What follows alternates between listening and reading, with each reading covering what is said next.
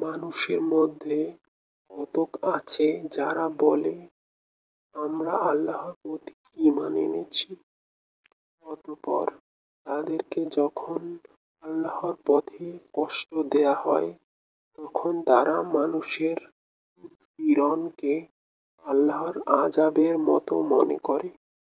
আর যদি তোমার কাছে তোমার প্রতিপালকের পক্ষ থেকে সাহায্য আসে তখন তারা অবশ্যই বলে যে আমরা তো সবসময় তোমাদের সাথেই ছিলাম।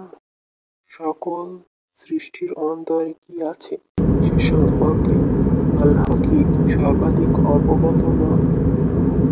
মানুষের মধ্যে কতক আছে যারা বলে আমরা আল্লাহর প্রতি ঈমান এনেছি, অতঃপর তাদেরকে যখন আল্লাহর পথে কষ্ট দেয়া হয় তখন তারা মানুষের পীড়নকে আল্লাহর আযাবের মতো মনে করে।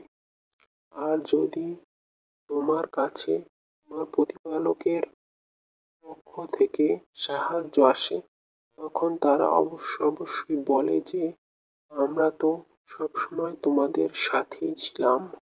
সকল সৃষ্টির অন্তরে কি আছে সে সম্পর্কে আল্লাহ কি সর্বাধিক অবগত নন?